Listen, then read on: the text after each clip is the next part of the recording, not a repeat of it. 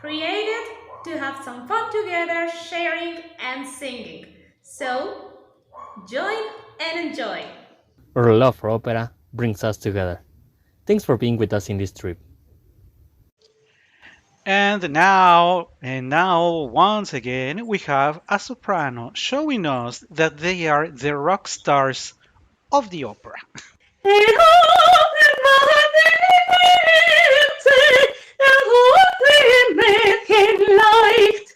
And if you're wondering what opera this comes from, there is. I wanted to start with this. Hope you agree, Katya.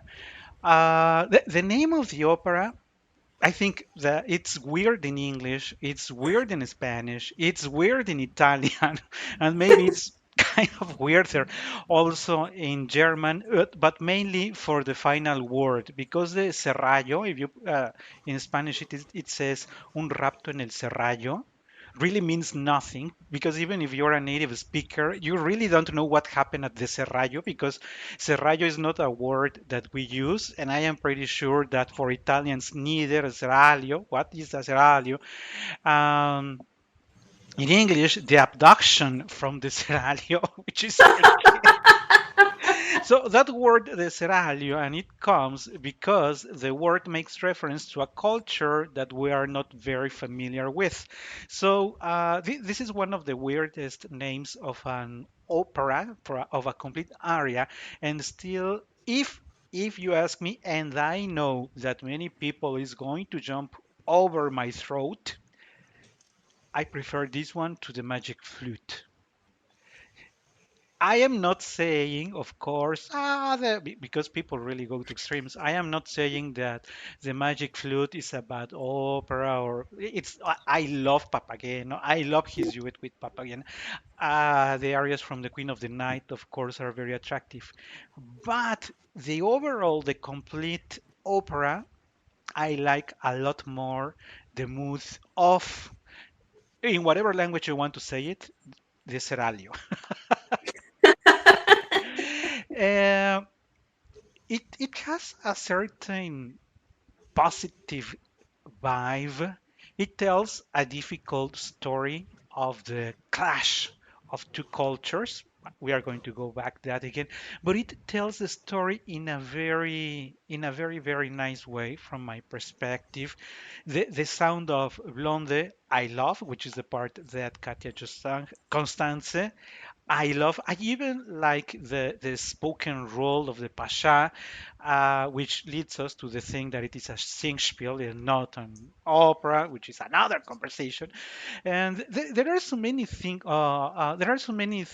about the vocals in this opera and the sounds of the orchestra and the assembles of all the voices that make me really love this by Maestro Mozart. But how about you? How do you feel? I'm not asking you to compare, or maybe yes. How do you feel about the magic flute and the seraglio? Well, I have to start saying that Mozart is my favorite composer. I think that his musicality, the way he plays and he makes jokes with his music through his work. This happiness and this Mozart spirit in you can find in every bar of his music. I think that it fits with me. It's not just that I feel comfortable singing his coloraturas, his agilities, because that's true. But I like his spirit. He used to compose, to write in a very playful way, in a very playful style, and I think that exactly that's what makes it feels so comfortable for me. I love his line. So it would be a little bit difficult to say which one I prefer because honestly, um, thinking that the Queen of the Night has um, the highest note in an opera, written in an opera, because there is another note. It's a G, and it's also written by Mozart. Vorrei spiegarvi odio, I think. It's a D. In the case of the Queen of the Night, it's an F. I love to sing the Queen of the Night, of course, but like we have said, if you are not understanding what is this about, you can say, oh, she's singing like a bird, and that's beautiful. But no, she's saying to her daughter, to Kir Sarastro. So there's nothing playful in that. In that sense, definitely yes, I would choose El Rapto en El Serrallo.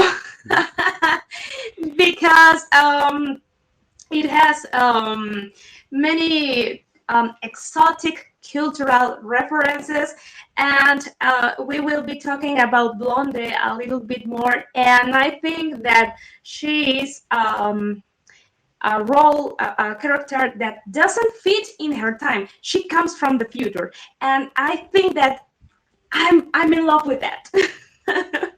Yeah, she certainly is, and maybe we should be addressing the cultural clash that I was telling about. And maybe my first point is going to sound a little political, but I wanted to make this clarification. We are aware, and let's remind us of our numbers. Again, thanks everybody for following us on Buzzsprout. We are reaching through Amazon Music, Apple Podcasts, Spotify, TuneIn, and many other streaming platforms. We are already reaching over 664 cities in 84 countries. Just think of the many cultures that are already listening to us.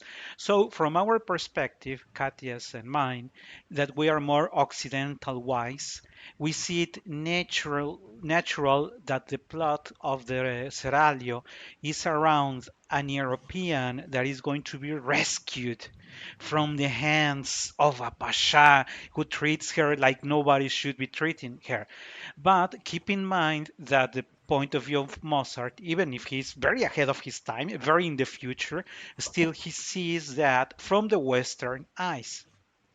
Which means that I am not, or we are not disqualifying the points of view of people in Africa or in Asia because we are aware that things are done differently. We are aware. At no point in this program we want to criticize what your culture is about.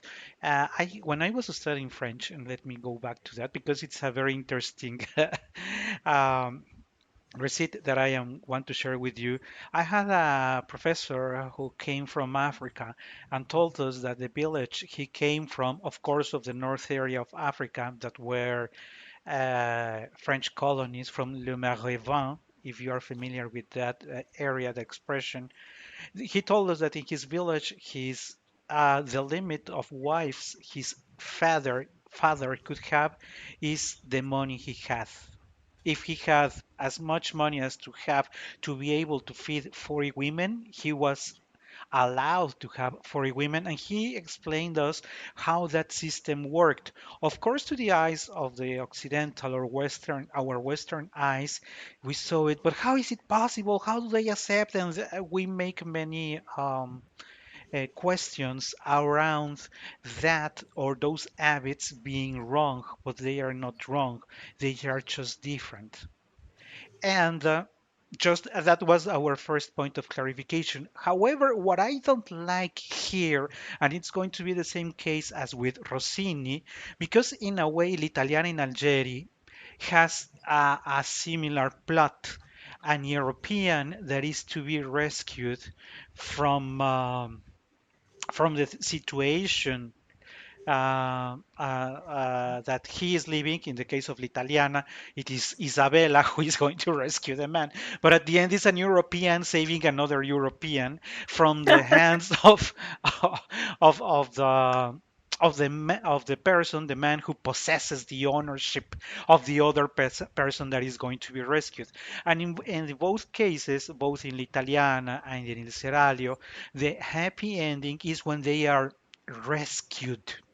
and I really want to put it in quotes, they are rescued, and that's why it is a clash in the cultures, because to the eyes of the Western, she's being actually rescued, while it is only the way these things happen in those parts of the world. So for the many people who are watching us, please take our comments, taking into account that, well, we are 200 years ahead from when Maestro Mozart wrote it, and that Maestro Mozart wrote it with the eyes of an European, because he was a European, right? But take my words from that perspective. We are taking this conversation from the habits of people, Occidental people.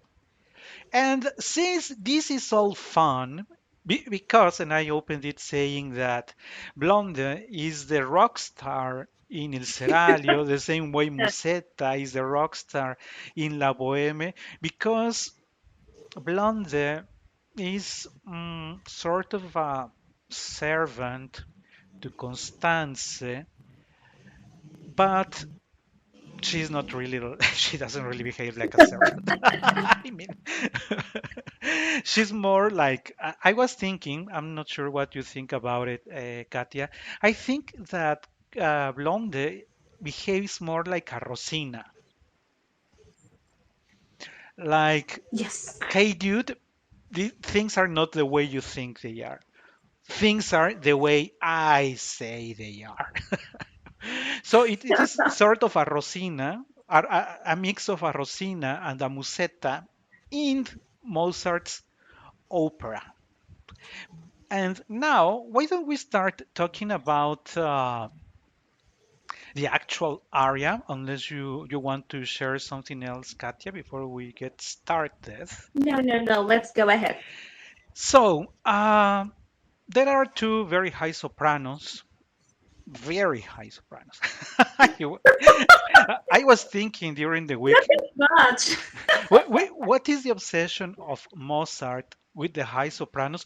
Because with Pamina, he does a fairly good job in the magic flute, more sort of a lyrical soprano.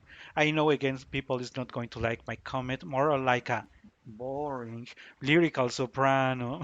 Because when you compare Pamina to the Queen of the Night, she doesn't even seem to be her daughter. I mean, vocally, the Queen of the Night is over here, and Pamina is like over here. Their melodies, there is nothing that relates them. If Pamina hadn't had said that, oh, my mother, nobody would ever suspect that she's the daughter of the Queen of the Night. But the Queen of the Night is very, very high, as Katy explained. And Constance, which is not the soprano we are talking about today, the other main character here, is super high, super elaborate, and Blonde sings less, but she basically sings ornaments. So I sing fewer than Constance, but I sing merely ornaments just to prove that I am the one who's doing it here. But along with it, because we shared it when we talked about Musetta, we said, but this is hard because you can look for versions of Blonde in the internet, and the same way as Musetta, you remember that we shared, you cannot just open "Quando me vo-" too lyrical because it doesn't work. It has to be this spicy sound in her voice so that you catch people. And the same thing has to happen with Blonde.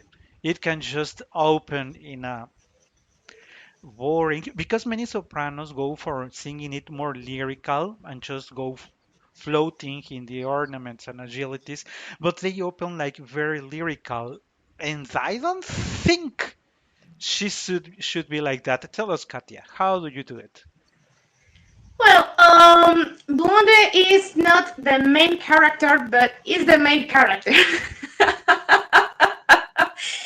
So it's important to keep that in mind because when we talk about any idea that we want to express, they're not just words. They go with the support of our side, the way we use our voice to make some accent, like in this case, when you want to point something specifically.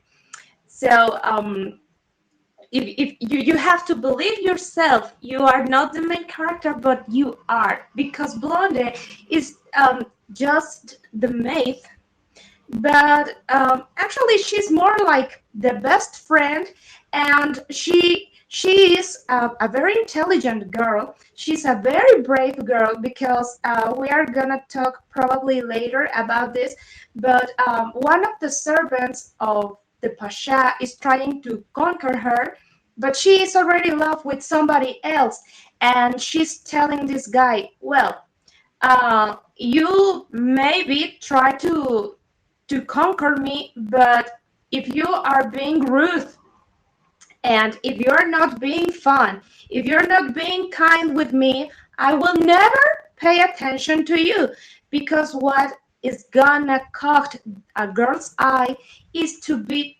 well treated. And all that you say is very important because the attitude is not of a weak woman who is ceding easily to the flirting of the guy. On the contrary, she's not like Superman. I'm going to kill you like the Queen of the Night. I mean, it's not that extreme, but it is not weak. It is not Pamina. You see, she has to be. Not sure if we should say strict because she's going to tell him, hey, in order to conquer me, you have to do this and this and this, and not to do that and that in a sort of soft way, but still very Firm. like, look, man, you're going to do it like this, period. I'm a maid, but you're gonna treat me like a princess. Exactly. And also we mentioned in the past that Maestro Mozart, at least from the copies of the scores that we have, does not give many annotations on the score as we have shared con énfasis, con dolores, expresivo, and the many things that other composers have.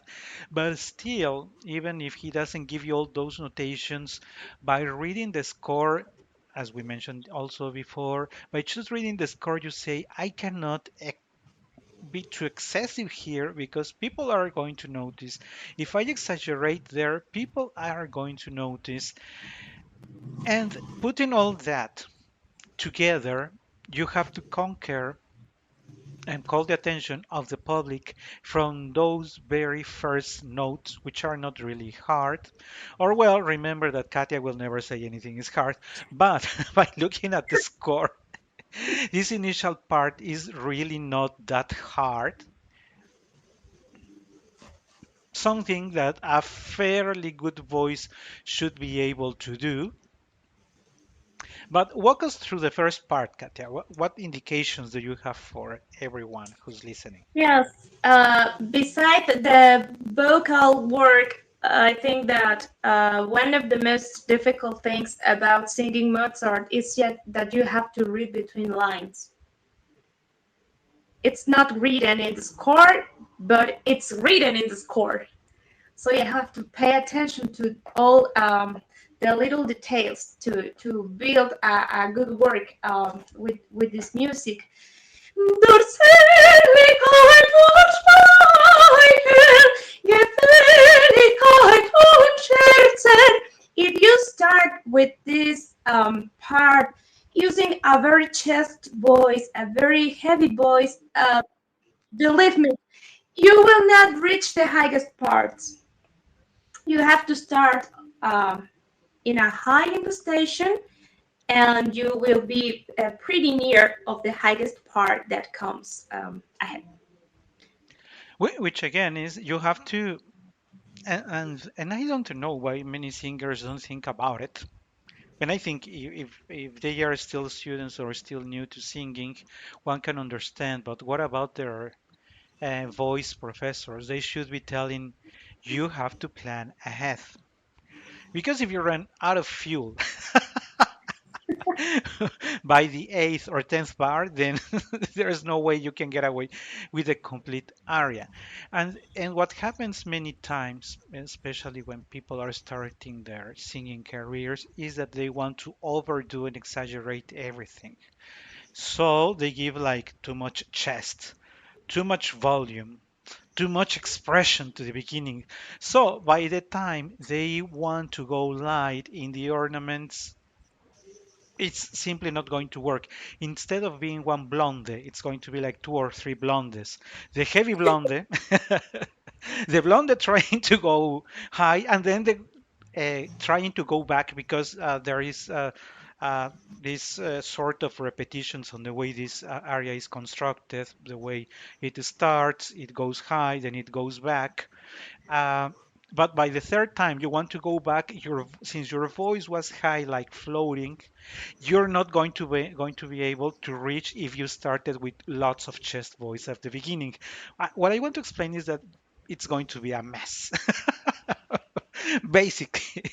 So you plan ahead with your voice and say, "Hey, I am going to do this in the beginning because I want to be light enough."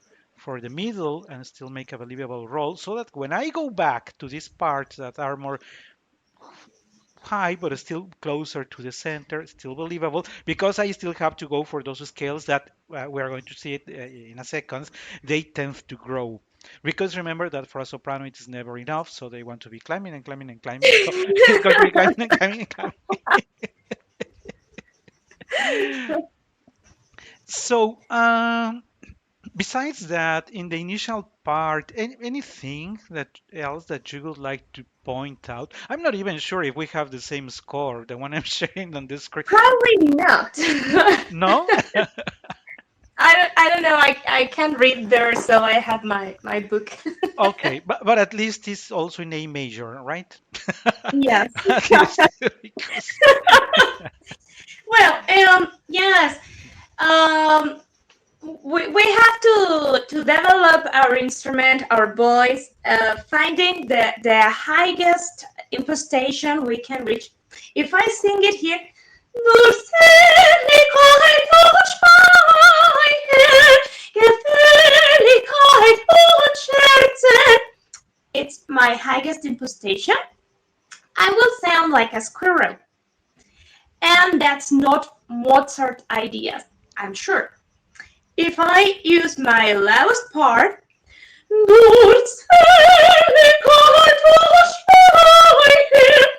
it's it's difficult to keep the pitch and doesn't sound like Mozart should. So I have to know both of my extremes to wisely use my middle part.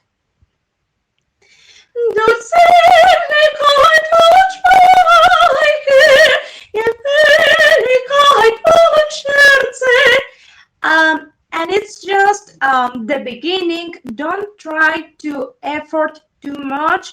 There are so many bars ahead, so you have to use your impostation, your air, your volume. You don't have to impress anyone in this part. The orchestra will not be playing as a Wagner opera, so stay calm. and we also mentioned in last program because this month turned out to be very Mozartian month because last week we had our Voi que sapete and yesterday it was aired the other aria from Le Nozze de Figaro, non più andrai farfallone amoroso. And now in this season of spectacular singing we have Blonde's aria. So fortunately, lots of Mozart this month, so I think it comes in a good time that we repeat what we said last time. Because you were just sharing that don't put all the voice there because it's not going to sound like Mozart. And we also mentioned it with last week's with the Voi que sapete, and I think I mentioned it also in the Non più andrai. There are many baritones with very beautiful voices, this wonderful texture that many baritones have, and they think. Many times, unfortunately, they think that they can give all that texture to the non più andrai. It is not. It is not Giorgio Germont. He's not supposed to sound like Giorgio Germont. He's not Scarpia. He's not even Figaro from Rossini. So, absolutely anything that you do, it's going to sound basically horrible. And I wanted to go back to that part, not only because Katia gave us the example of how putting more of your central chest voice in the initial part, but because unfortunately there are way too many sopranos who do it like that. They think, oh, it's okay because since I have a very well developed chest voice, why not show in the public that I can do it with more power at the beginning? And does not sound like it is supposed to sound. Because remember that Mozart requires a very homogeneous voice. It not only has to do with the legato and the quality of the pitch, but also with the quality of the sound. So imagine that you're singing Non più andrai farfallone amoroso, notte giorno, then notte giorno. You say, what?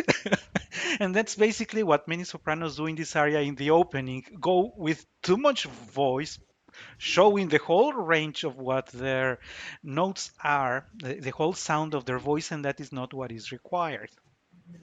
So please, people, most people in Mozart refrain from doing all the things that you do. In Puccini, certainly you will need it. In Verismo, you will need it. In Verdi, you will need it, but not for Mozart.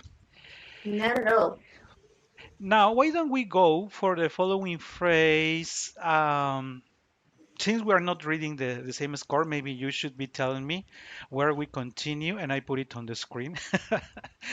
Well, we have it offered my hair, but it's kind of the same phrase. Probably we could talk about Doch myrisches Befielen, Mhm.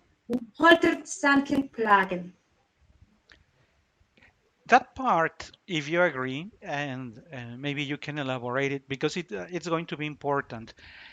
Maestro Mozart has served himself or for the soprano these notes that are not. They are basically spoken. If you see them, they are pretty much at the same height with differences of semitones. So this is not again to be super spectacular, but they need not to be boring. Because that's the second mistake. The first, you start singing like you were the countess, the first part of the and in the second part, you say, it's basically spoken, so I just don't care and get boring about it. But remember that Blonde needs to keep the interest of people. Ta-da, ta-da, ta-da, ta-da, dun, dun, ta-da, ta-da, ta-da, dun, dun, dun. Because every syllable that she's using has an intention. It has a purpose.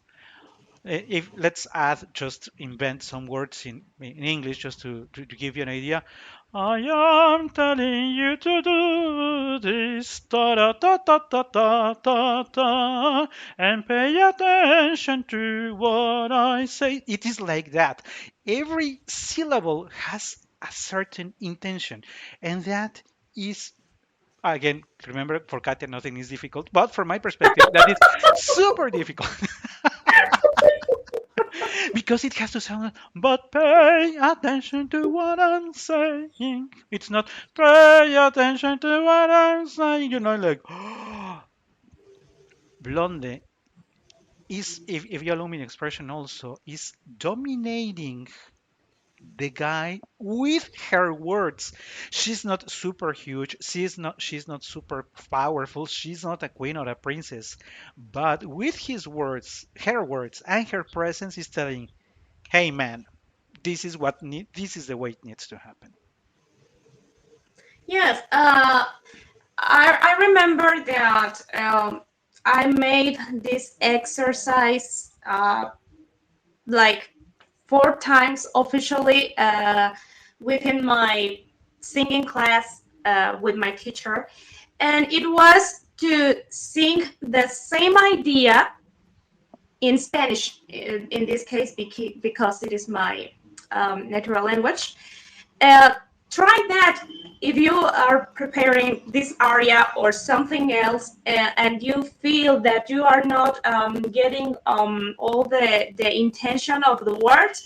Try to sing in your own language the same idea, and it will not sound the same at all. You will make it with sense. It will change so much.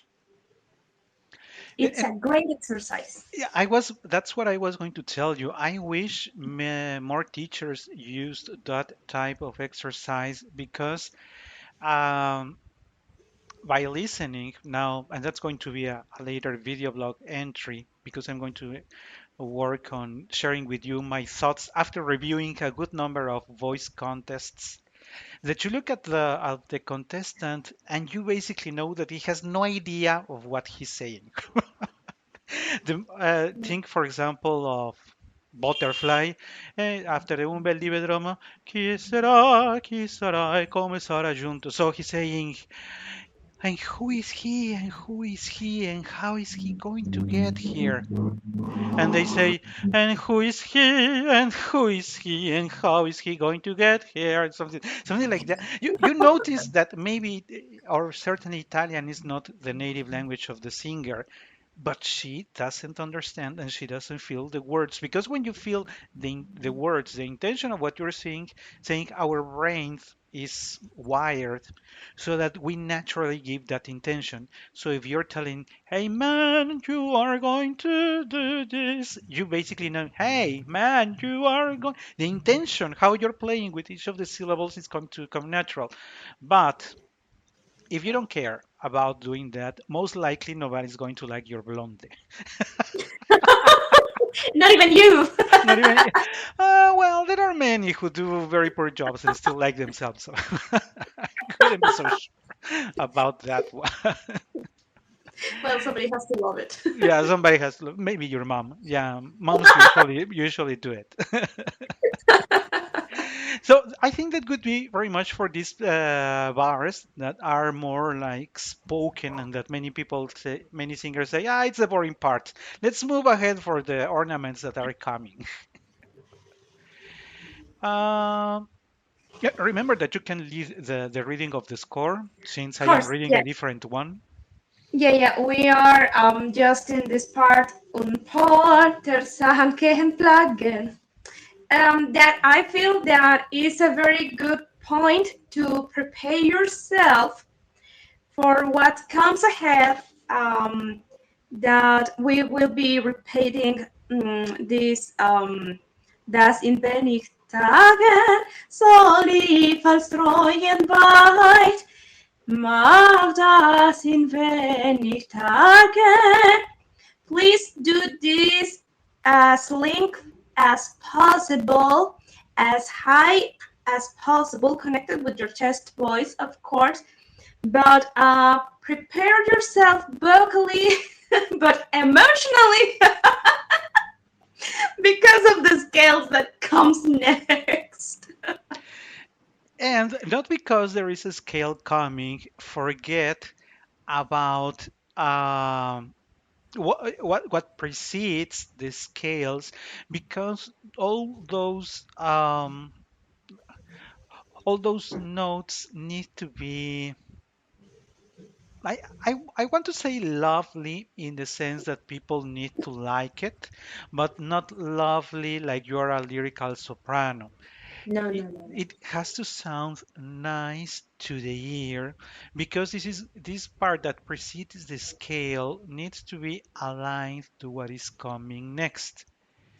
I'm not sure if I am explaining it correctly. You're flowing from almost this part that we were saying is kind of a slow, like that looks like speaking, and then you're going to start with your ornaments, like preparing for the true fireworks that are coming ahead. But it has to sound nice because the scale is going to be a consequence of how well you did the previous part. Unless you want to do a horrible part and then suddenly come up with a nice scale, which I And don't then think. even worse later. And things get worse and worse as you progress. But Yes. since there are many bars with continuous uh, ornaments and aids, and there are suggested rests, pauses, silences. I'm not sure if you would fully agree to follow those pauses or if you suggest singers to work their own way out, or what would be your advice? Because we have shared in the past, if you come and suddenly sounds like you run out of air, it's going to sound horrible. If you cut something that is expected because you run out of air, it's going to be weird. But how do you feel about the rests that are in the score? Do they make sense to you? Do you suggest to do some changes there? No, I think that if you are trying to sing Blonde, it's because you already have the condition to hold these phrases and make these pauses. Something different will cut the idea, will cut the line. So my advice would be really to respect what is written. And practice or exercise the suggestion that you did on breathing. Don't stop the car after plug-in, because if you stop the car in plug-in before mute, you stop the car and you want to go for mute immediately, it's not going to work.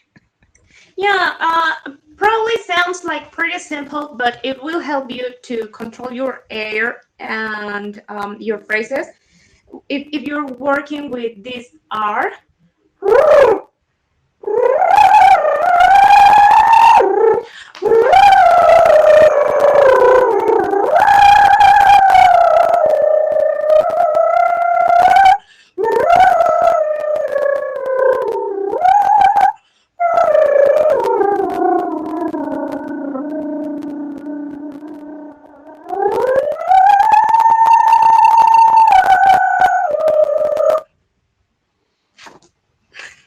if I And, can do it, you can and, do it. and you reached a scale with an R, but Blonde, of course, has to sing those notes, which if you take by just taking a quick look at it, it looks like challenging. It is. I'm not really sure how to put it.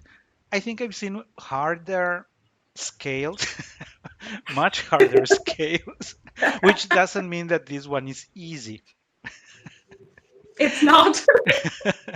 It's not easy, but I always come to it always comes to my mind the scales of Armida from Rossini that are endless and ascending and then descending and then ascending again and then descending again forever, like forever and ever and ever. So that's why when I go to this one and I look at it, I say, much easier than singing Armida.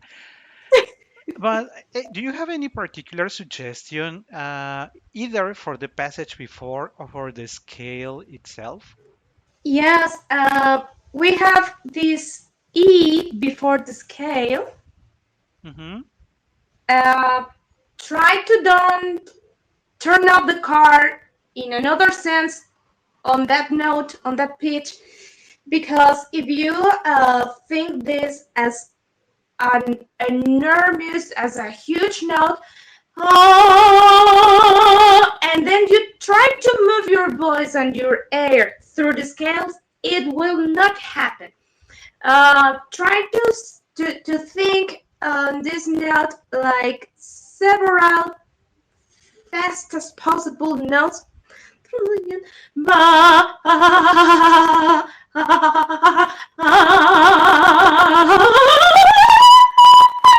And it will flow by itself. It's easy, trust me. But you also mean it because we jumped immediately to the scale, and that's why I was asking you earlier about the rests or the pauses or the time for breathing, because it in the previous pause it's 1, 2, 3 bars and a half ahead. So that means crap. It's going to sing three and a half plus another one plus another. It will almost be around six bars without breathing. So And Kathy has just said that if you wanted to sing Blonde, you were already ready to do it. So You maybe should. maybe you should reconsider if making all those sounds throughout 6 bars without breathing is really doable. Yeah, well, probably we could take a rest between Tagens and Solib Astroyant.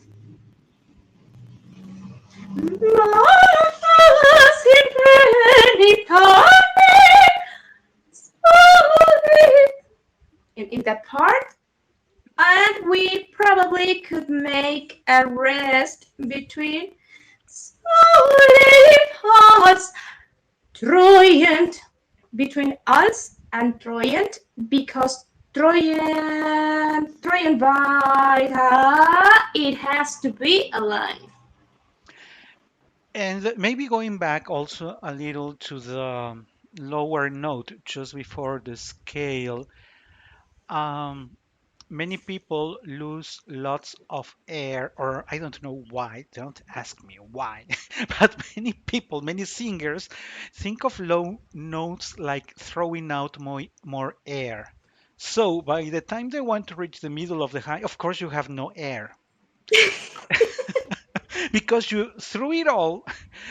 And I really don't know why that happens. Maybe with your students or some other colleagues that you have heard singing, you notice that when they are preparing and they come from a low note, it's like in the sake of having control of the air, they like put too much tension in the thoracic cavity.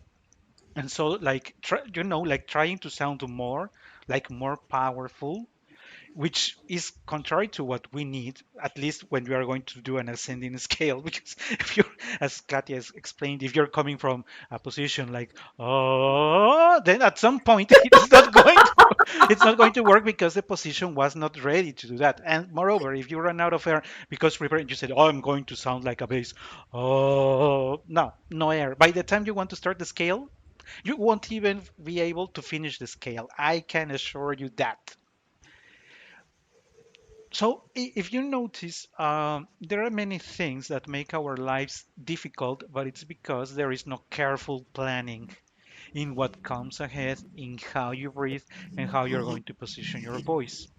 Again, not saying that it is easy, but we make our lives more difficult by not planning, by not looking ahead to what comes next.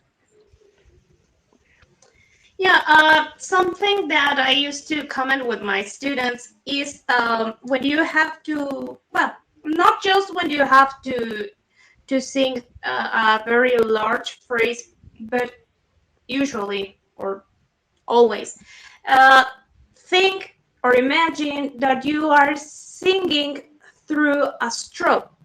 That will make your air and your sound with a direction.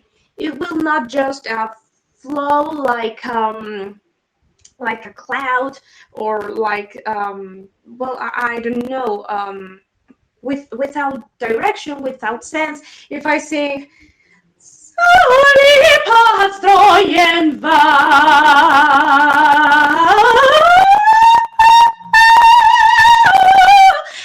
I'm reaching the end of the phrase, but it's not the same. If I'm thinking about this space, it is a pencil. If I think about my way out in this size, Streuen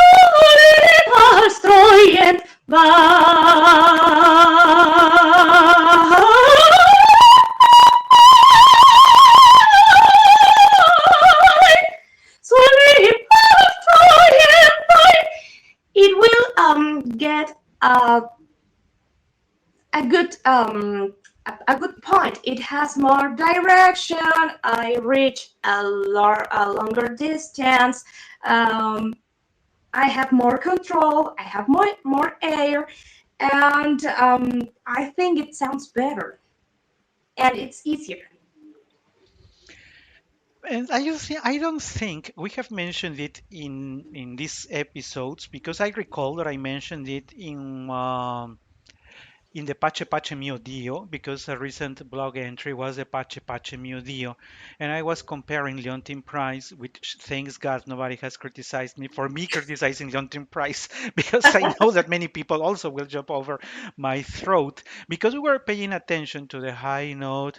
You know, at the end is ma chi giunge, chi profanare arde scelta colloca, maledizione, maledizione, maledizione. And I was sharing that what I didn't like about her note, of course, it is just a si bemol, so why should she have a problem in a si bemol? But when you compare her sounds to Renata Tebaldi's, I'm going to explain why it relates to what Katia just explained.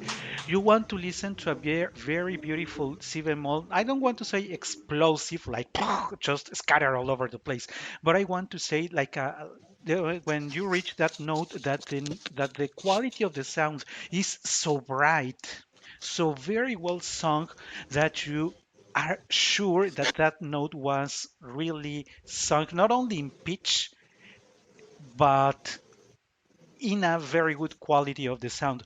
If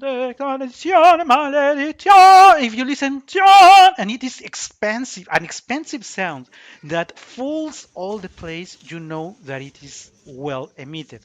But when you listen to that sound from Leontyne Price, you sound, even if it is in pitch, you don't see that like a rocket. You don't see all that fire coming from the rocket. It's just like it's flying like this. And it has to be the same because the scales are going to be ascending. I was sharing with you. It's going to be pretty much what Katia has just shared so far. The main difference, besides some other variations, are that the scales are going to be climbing higher, but if the soprano reaches the peak of each of the scales and it doesn't sound that bright, like covering the whole place, it's not going to work. What's the purpose of reaching a si bemol, a do, or a b, or an if, a d flat, when the sound is going to sound like constricted in the soprano's throat? Not sure if I'm explaining it. You want to listen to a sound that expands, bright and expansive, not a constricted small sound that, yeah, it was a D sharp, but what advice do you have for our dear listeners on that part, on the quality and expansion and the brightness of the high notes so that they are interesting to hear? These high notes are like we just said. Blonda is a rock star, so she's not saying kill Sarastro and go for his head. She's saying she's a lady and she has to be treated like. So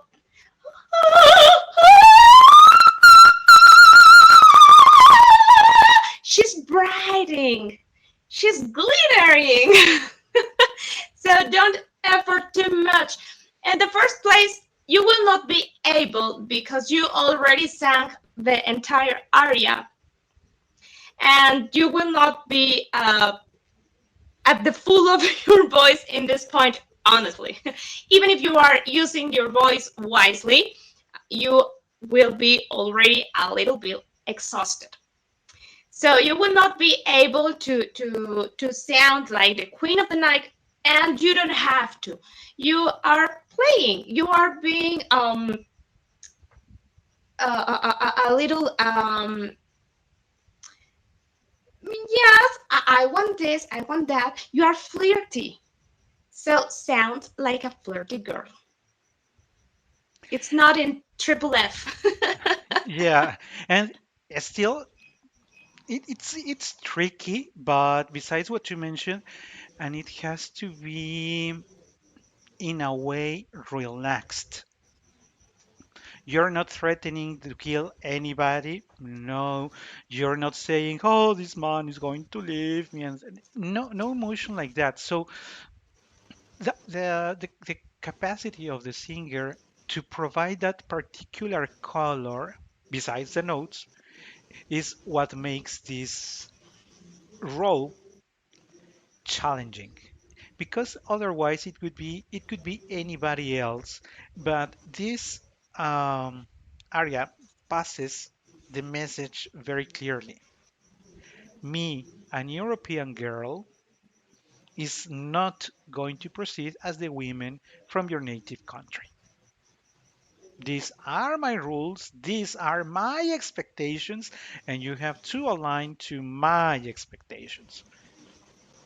Me, I am not It is going to. interesting. Sorry, Yeah, yeah, go it ahead. is interesting because we said when we started this episode, it was written in the 18th century, and Blonde is a girl and is a maid.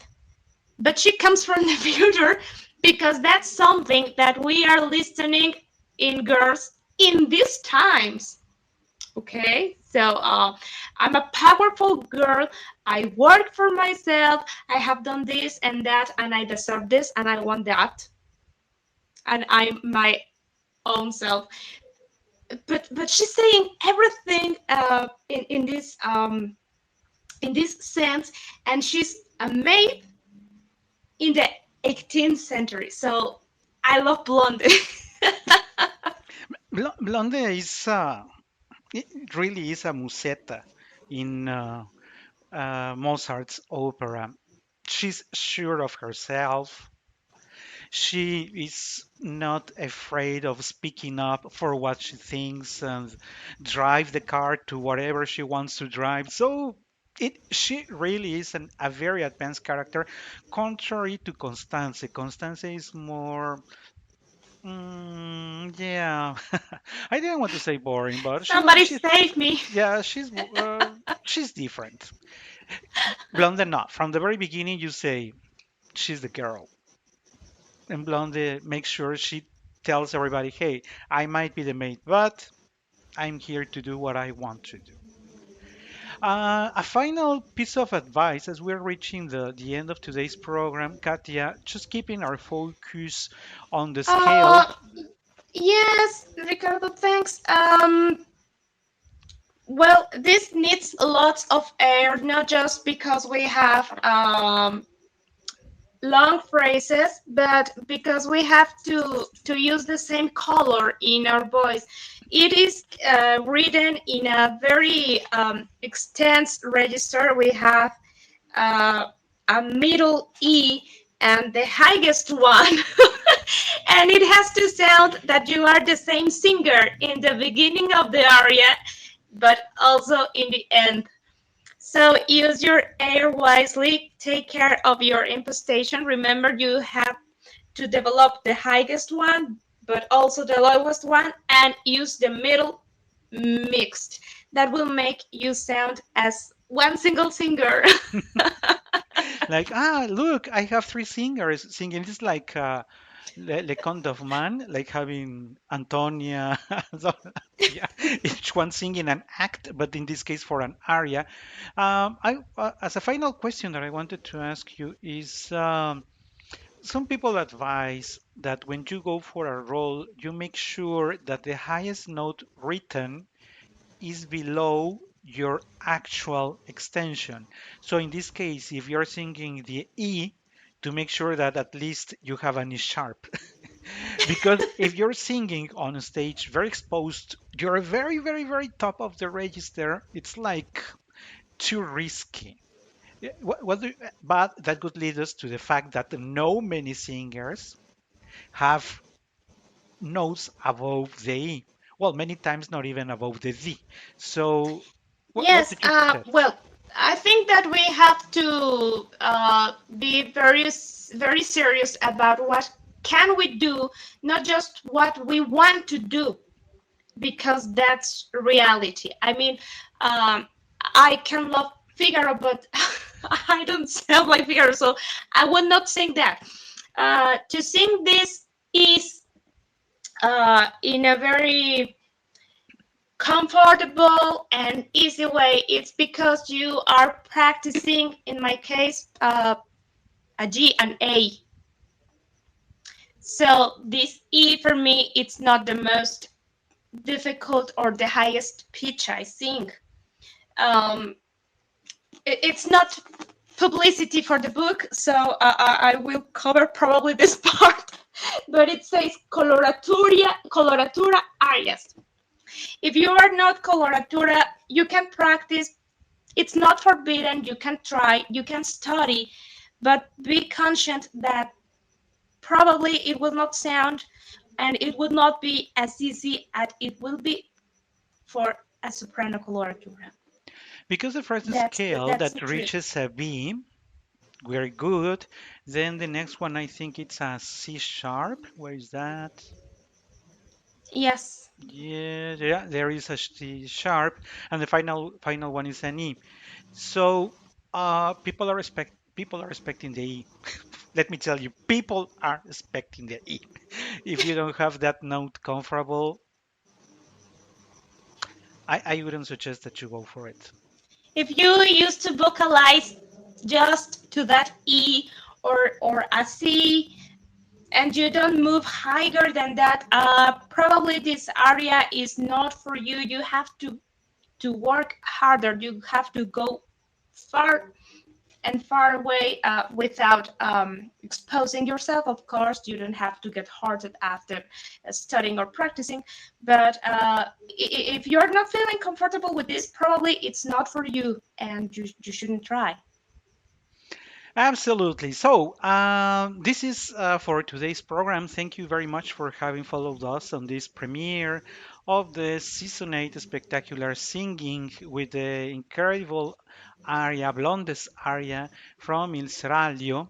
Hope you enjoyed the program. Any final words, Katia? Um, Thank you for being with us. We really appreciate you all being with us. Thank you very much and see you on the next episode of Season 8 in a month. Thank you. You can follow our channel for the latest updates and more content. Opera We Love Singing, in just one word. Link in the description of the episode.